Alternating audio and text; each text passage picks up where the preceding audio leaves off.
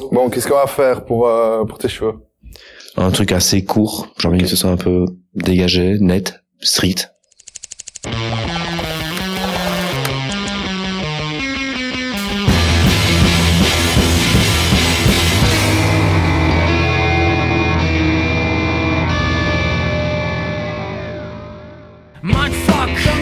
Nous recevons pour cette deuxième édition Mike et Damien du groupe liégeois Indie Noise Ititanita. Fondateurs du label Jaune Orange et anciens membres du groupe Malibu Stacy, les deux liégeois reviennent sur la formation du groupe et sur le lancement de leur nouveau label, Leuk Records. J'ai eu quoi comme coupe de merde? Pour ne pas refaire la même, hein. J'ai pas eu les cheveux gris ou blancs comme beaucoup de gens l'ont eu à l'époque. Tu te souviens de cette mode des cheveux? Non, j'ai eu la queue de rat et les cheveux courts, et j'ai aussi eu les cheveux... T'avais quel âge, la queue de rat? Trop jeune, à mon avis. Tes parents qui t'obligeaient ou Non, mais j'avais une grande sœur qui en avait une. Donc, tout le monde l'avait en même temps. T'habitais en Pologne ou...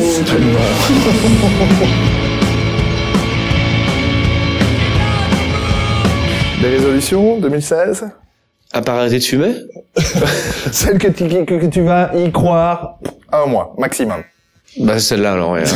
Arrêter de fumer. Eh bien, je me sens fatigué en faisant un effort, vraiment. C'est vrai? Ouais. Donc dès que tu chantes, ça y est, les concerts sont... On joue jamais très longtemps, et malgré ça, j'arrive pas à... Je sens bien que, en faisant un peu de sport, peut-être. Oui, j'ai dit bien du sport. En faisant du sport et en ne fumant pas, ce serait peut-être plus ça. Et toi? Résolution? Ouais. Arrêter le groupe. Et commencer à fumer. Vous avez commencé comment, le groupe? C'était un concert de Brains au Live Club ici à Liège. Ah, putain, j'ai oublié ça. Donc avec Mike, ça fait longtemps qu'on se connaît puisque moi j'ai été donc à la base moi je suis un des fondateurs de Jaune Orange. Donc je connaissais forcément Malibu qui est le premier groupe de Mike d'il y a genre 15 ans.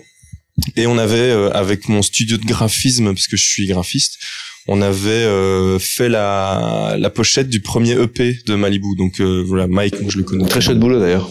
Merci. Et donc on se connaît depuis super longtemps et on a toujours eu un peu les mêmes goûts musicaux, tout ça, et on s'était toujours dit il faudrait qu'on fasse un truc ensemble. Parce que c'est beaucoup plus soutenu au final par rapport à Malibu. Ouais, c'est ça, mais même par rapport à mes projets avant, à l'époque où j'étais dans Jaune Orange, qui étaient des projets un peu plus pop ou un peu plus post-rock. Tu joues de quoi, toi? Guitare. Et toi? Guitare aussi. Guitare, ouais. Une deuxième guitare. Et donc c'était le projet au début, c'était juste nous deux, donc deux guitares, et on avait des pédales d'effet, des boucles et des trucs comme ça, donc c'était un peu plus atmosphérique, on va dire, donc c'était un peu plus post-rock. Et puis on nous a proposé un premier concert et on s'est dit bah là il nous faut un bassiste, un batteur. Et on a trouvé notre batteur actuel et puis un autre bassiste qui est resté avec nous pendant 2 ans. Là on a changé il y a quelques mois. Et le projet est devenu un peu plus rock'n'roll, un peu plus énervé, quoi. Et vous avez enregistré votre dernier EP avec une pointure, je crois. Et justement, les pointure noise. Épais. Les épais, si. Mais ouais, on l'a enregistré avec un mec de New York qui s'appelle John Aniello, qui est un producteur qui a fait tous les Dinosaurs Junior, qui a fait pas mal de Sonic Youth, qui a fait du Kurt Weill et des trucs comme ça. Et on l'a fait venir en janvier dernier. Tout ce qui est un peu plus grunge 90s, alors. Ouais, il y a de ça aussi, ouais. Ouais, c'est ça. Sinon, on est à Liège. Oui. On est à Leuk. Il y a.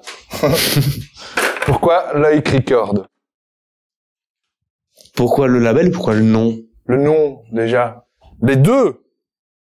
Le nom, c'est un peu pour dire on est de Liège, mais on a un peu tourné vers les autres. Vers les autres. Vers la Flandre et vers le monde, en fait. On a créé ce label il y a quoi? C'était tout jeune. Début août, quoi. Donc il y a 3-4 mois. Vous avez qui dessus? Il y a qui dessus? Vous êtes dessus, vous êtes sur votre projet. Ouais, en fait, on l'a fait pour nous au départ. Donc l'histoire, c'est que donc avec Ititanita, on est plus dans une envie de faire des albums courts. Donc mais régulièrement. Parce que globalement, l'époque est un peu comme ça, quoi. Vous le feriez avec n'importe qui ou alors vous aimez bien Là, c'était, en plus, on a un peu le même booker, manager, donc c'était bien parce qu'il pouvait promouvoir les deux en même temps. Parce qu'on a un booker qui est flamand, et c'est notre manager aussi, mais donc lui est flamand, donc c'est pour ça qu'on a pas mal d'actualités, surtout en Flandre, parce que lui, son réseau, il est là-bas. Et donc c'est lui aussi. Vous avez de l'actualité partout. On a de l'actualité, mais surtout en Flandre. La Wallonie, ça reste quand même assez, confiné, on va dire. Il y a des gens qui nous suivent et qui aiment bien ce qu'on fait, mais on a quand même du mal à jouer en Wallonie, par exemple. Tu crois que c'est par rapport à quoi? Un manque de... Je pense que c'est par rapport au style. On fait on fait une musique qui a plus un public en Flandre qu'en Wallonie. La Wallonie. Mais est-ce que toutes les bonnes musiques n'ont pas plus un public en Flandre? Ça peut-être. Il y a peut-être. La Flandre est plus mélomane, ouais, je pense, ouais. Et je crois. Il y a pas photo. Mais oui, j'ose pas le dire devant la caméra. Il y a peut-être aussi. Enfin, il y a des bonnes choses ici, heureusement. Mais il y a trop peu de personnes qui veulent faire bouger. Et qui suivent, ouais, je pense aussi. Mais c'est ça aussi, quoi. C'est que quand tu fais un truc, tout le monde râle parce qu'il y a rien, et quand tu le fais, ils viennent pas. Mais c'est ça. C'est exactement ça. Et donc, pour en revenir au label, c'est un peu par rapport à tout ça que on s'est dit, on va faire un label pour nous, pour sortir nos disques. Et très vite, des gens sont venus vers nous et nous ont dit, c'est pas mal là, le Hic Records. Je peux vous faire écouter ce qu'on fait, et puis mais des gens qu'on connaît, hein, donc dont on apprécie les projets, et on s'est dit bossons ensemble, quoi. Tu penses pas que c'est facile à l'heure actuelle justement de créer un label avec toutes les plateformes qu'on a? Vous sortez des vinyles, enfin je veux dire il y a des supports derrière. C'est le but, on est plus sur le vinyle et la cassette. On croit moins au format CD, même si on en fait surtout pour la promo, parce que c'est plus facile d'envoyer un CD à un journaliste ou à un promoteur ou un truc comme ça. Mais par contre, l'objet que nous on a envie de développer, de vendre et que les gens ont envie d'acheter, c'est plus le vinyle ou alors la cassette pour vraiment les geeks. Vous avez des cassettes? Ouais, on fait des cassettes. Ouais.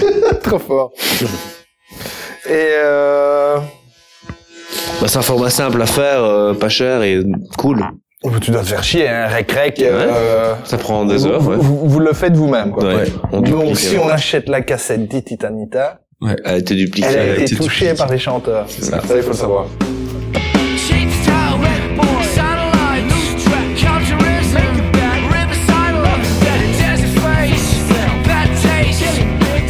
Tu ne m'as pas posé la question de Wyatt. C'est quoi Wyatt? Donc je la pose à moi-même. Désolé. C'est quoi Wyatt? Ça veut dire, je sais plus.